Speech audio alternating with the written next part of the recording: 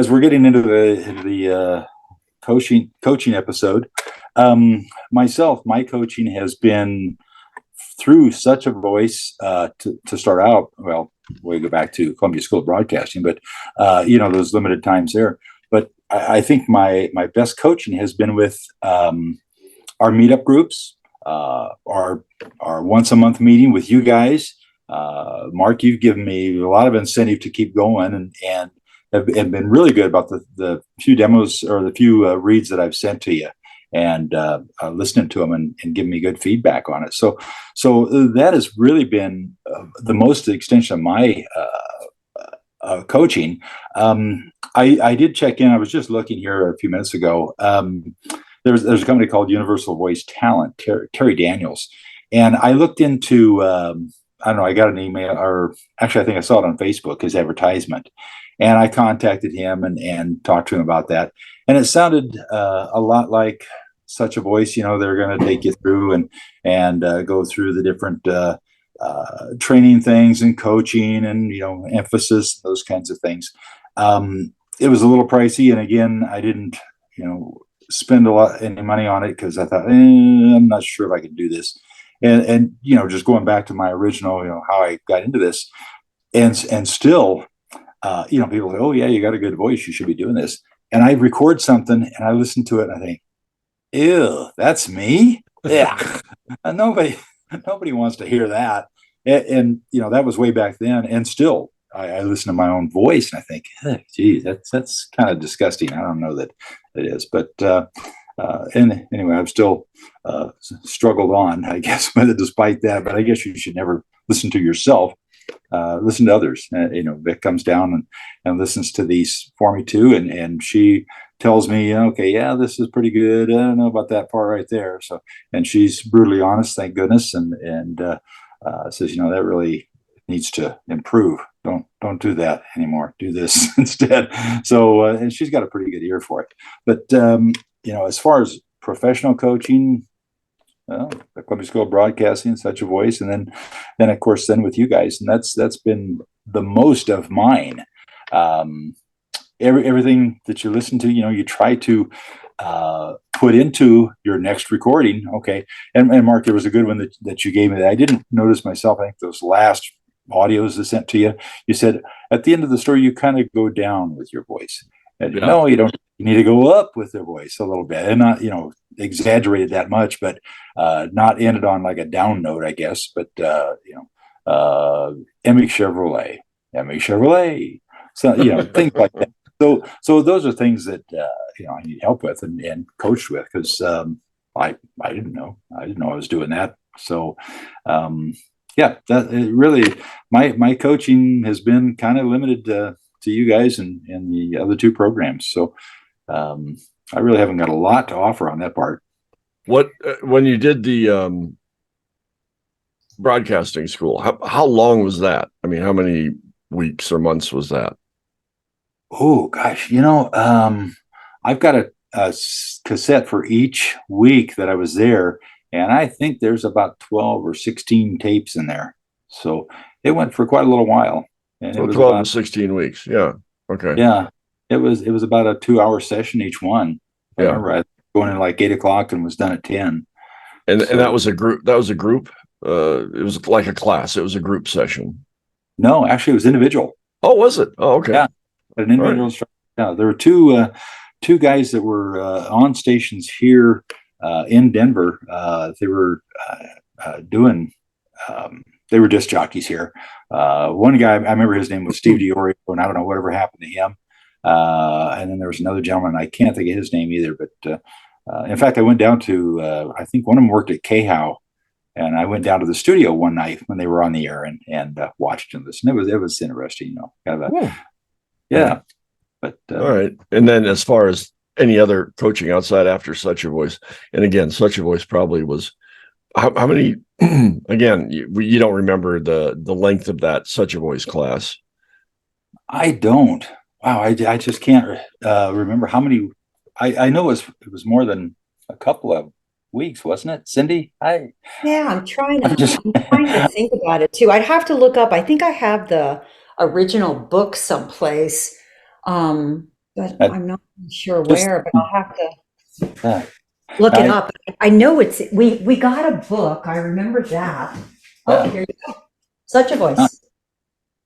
Oh, There it looky is. there. Yes. There it is. Yeah. So it was, let's see, technique, voiceover terms, exercises, the Pro Tools manage, and there was marketing CD outline. So if you, oh, no, I don't know. I don't know if I don't remember doing very much of that. Yeah. But it looks like it lasted more than a day or two. Yes. Yeah. Yeah. It So we did. have our, 1, 2, television, radio, 2. And I can't imagine that they left someone here in town for too awful long. Because I think the lady that did ours, She she didn't was live from, here. yeah, Yeah. she didn't live here. She was from back east somewhere. Yeah. So I Yeah. can't imagine they stayed here for a real long period of time. Okay. All right. Uh, Cool. And then since the Such a Voice, it's mainly just been us yokels during, as the meetup group, the Front Range workout group, and Mhm. what inspiration we gave you or Exactly. didn't give you what.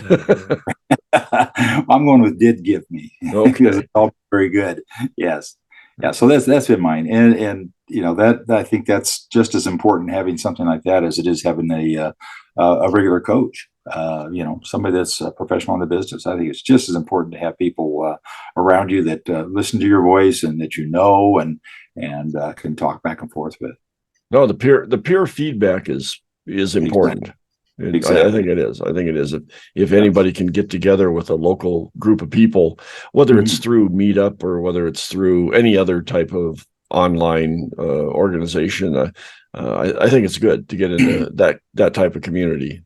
Certainly. Yep. Yeah, I agree. So, Yeah. So oh, Cindy, what about you? What about you? What's your coaching uh, thoughts? What your Well, experiences were and thoughts on that? um, the it's really funny. I put in Such a Voice, and I got a voiceover class, Holiday Inn, Denver Stapleton Plaza. That was December 10th of 2012. And then we did something with Faith Coons, Such a Voice, January 4th, 2012. And one was 2010. So I don't know. I still can't figure out how many classes. So yes, like Doug, I started with Such a Voice. So that was my first, if you could call it coaching, I think you'd call that coaching, I guess. After that, then we started the meetup, and it was good being able to talk to other people about it. And we had some people who were like actors and voiceover people, and then we Yeah. had people who were just new starting. And then we remembered we got into the whole thing of having people come and talk to us, which was kind of nice. We were constantly always learning things. Even when we were doing that studio down by Philip, I remember, we had the workouts. Remember, we were doing the workouts. Mm-hmm. Yeah. Where we were actually going into the studio, and we would record, and then we would talk about it and stuff like that. So practicing, I guess. My formal coaching was a connection through Mark, was with Bill, and I can't think of his last name. Bill Smith. Yeah. And I did, I bought his package, and I did some coaching with him. And I think, I thought he was, he taught me some stuff for sure, and I still have, the stuff he gave me, and, I can look at it. And then the other person I did some coaching with was Rachel Alina. She was up in the Broomfield Boulder area. She now works for Big Fish. And oh yeah, go get him, Carlos. He's gonna tear into those. Ooh. Anyway. There's people walking by, damn it. Yeah, I know. He doesn't like that. So Rachel, and I don't know how I got hooked in with her. If that was before, if I got on with Big Fish and then I did coaching with her, or Well, I think she is like a co-owner of Big Fish. oh, is she? I think. Okay. I don't know. Anyway, so she had, and she was really nice because I went up there and I can't remember how many coaching things I did with her, but then she showed me her studio and talked about that, and I learned some things from her too, and then I got on with Big Fish, which I still get things from, and I never, Steve died when you guys were when they were doing some changes, and I never did get back with. I mean, I personally got back with her and I said, my husband just died, and she said, well, whenever you get this stuff to me, do, and I never have. But so those were my only formal coaching things, and then the other stuff is just online stuff, these webinars, Edge Studio. I would do it wasn't really coaching, but I would do they used to have weekly contests, I think and they then they still give do. feedback. Yeah, now I think they change it to monthly maybe now though. Oh, is it? Okay. Yeah. And so I would do that. But then, I still have stuff that I haven't listened to, like political voiceovers and, just education wise. So I don't know. It's not like one-on-one coaching, but it was more just educational about learning about certain types of voiceovers. I mean, I knew I'm not one to do animation or anything like that, but and I really kind of like shy away from the audiobooks just because to me that's just too long. Um, but I like the short, like the things I did for CBS, the healthcare commercials, and or I really like, and now I like I'd love to get into the meditation stuff and the um what's the other one? Oh, you know what? I just recently went to a museum, and I just I thought, oh, I'd love to do this, where talk about the stuff in the Yeah. museum. But so anyway, a lot of it has been just educational things through online workshops and stuff like that. That can be, some of them I think are economical. I mean, I look at that because I look at it, I'm thinking, do I really want to pay $500 for a whatever, and so some of the stuff I shy away with, but some of them are, I think, okay, I don't mind paying $50 or $49 for a class. And then I did Julie Williams, actually. She did a one-on-one with me, and she's really active with Edge Studio. And she was offering like a one-on-one session and listened to your stuff and gave you pointers. And then, of course, she, her next step was, let's pay $3,000 or whatever to be part of her class or whatever. And I thought, yeah, I didn't want to do that. So, but I agree that, I haven't done anything for over a year, an actual voiceover project. I mean, I think the last one I did um, for CBS was about a year ago. Usually I get a couple of gigs from them, but I haven't heard from them.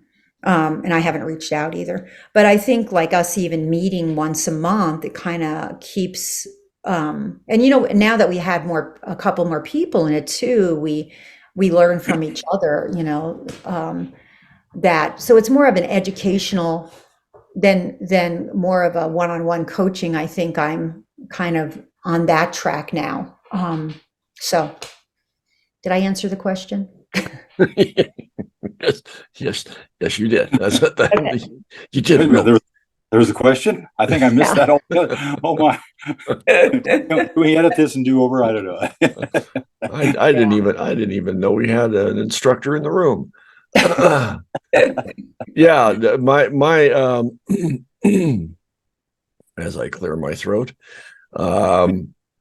my whole coaching experience with coaches, again, started after the Such a Voice fiasco, and I decided I needed to get acting, some better chops, better, I need to express myself better. I need to have those emotions. I need to, instead of being on camera where you could look surprised, I have to now sound surprised, behind the microphone, and that didn't sound surprising, did it? No, it didn't. I need to sound surprised. But I looked and sounded the same right there. Any rate, I needed to get the acting thing going. So I did look up coaches online and living in Denver at the time. And I did uh, sign up with Bill and started taking his classes. And he was to me, a true acting coach. And it was nice that he was local. I could go to his little home studio once a week, and he would take an hour and we would go through different acting techniques. We would, go through the scripts that he had chosen for me, and we would, practice those. And he would record the session. And he was a very interesting individual. He was a great teacher. He was a old curmudgeon. That's true. Literally, he's the type that would be sitting on his front porch telling the kids to get off his grass. Yeah. But a great guy. And by the way, he's passed away. So, I didn't know that. Hey, Bill, if you're up there or down there, hey, wherever you're at, he passed away, I think, a couple of years ago. Oh, wow. But at any rate, great coach. And literally, I worked with him. Well, not literally. I did work with him, and he worked with me for 8 months. I actually took a class from him once a week, go to his house, and I did that for 8 months, and learned a great deal. I learned a lot. He was really great, and he was really affordable as far as a coach. At the time, it was $50 an hour. Mm-hmm. Nowadays, you're never going to find a voice coach for $50 an hour. Mm-hmm. You know what? When you brought up the acting, I forgot. I took an acting class, and I think it was with it was downtown with Denver Center Theater. There you go. And I completely forgot about that. Or maybe it was through someplace. It was like either through what was that one thing they had in Denver? Oh God, I can't remember. But I did take an acting class, and it was really, it had nothing really to do with voiceovers. It was just pure acting. But that's still coaching. It's acting. Yes. And I remember it being like, I'm thinking, okay, this is kind of uncomfortable. But I remember when you brought that acting up, it just kind of popped into my head. I forgot all about it. And that was what Bill taught me. He said, let's get out of your comfort zone. Yeah, you've got a great voice to do, certain narrations or certain, this and that. Right. And, and he said, you got to get uncomfortable, feel uncomfortable, and let's go with it.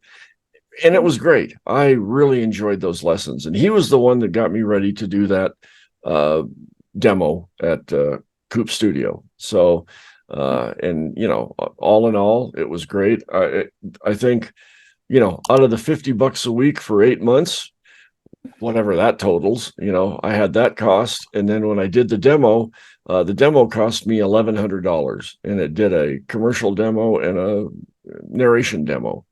Mm-hmm. To me, that was worth the money. Just the the length of time and the education I learned, and it was great. And I was a newbie. I was green and raw, so I enjoyed it. I really did. Since after that demo, and I moved from Colorado to California and back here to Arizona, I have taken coaching sessions from people like Mark Cashman. When I was living in California in Ventura, Mark Cashman had a class in Burbank, and I would drive to Burbank once a week to take his class, and it was great.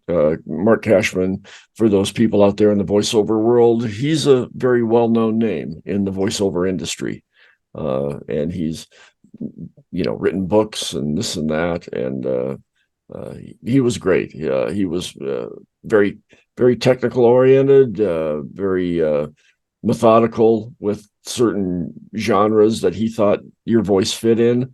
And that was taught in a group. I mean, I was in a group session with that coach. With Bill, it was one-on-one. With Mark Cashman, it was with a group. I've also, before I moved to Colorado after I had done the Such a Voice thing. During that transition from Arizona up to Colorado, I was, being taught, kind of on conference calls with a group called, what's the name of it? Is it The Great Voice or something like that? Have you ever heard of The Great Voice? Mm-mm. I No, can't, I think the gal's name was, boy, I'll tell you, this is going back, but I took some teleconferencing classes on voice coaching with that group, the Great Voice Company.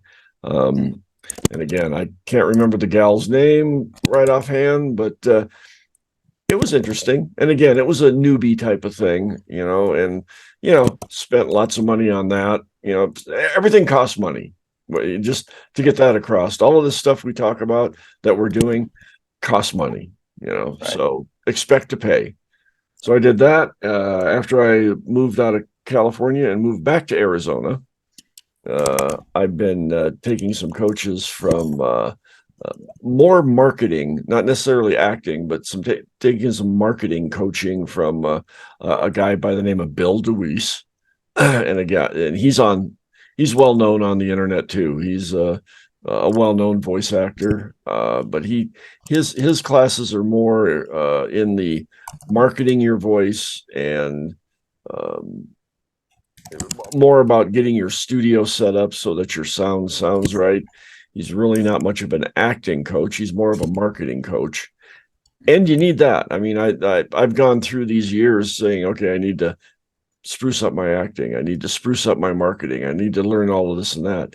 And there are coaches out there for all of this. If there's anything in voiceover that you want to work on, there's a coach out there.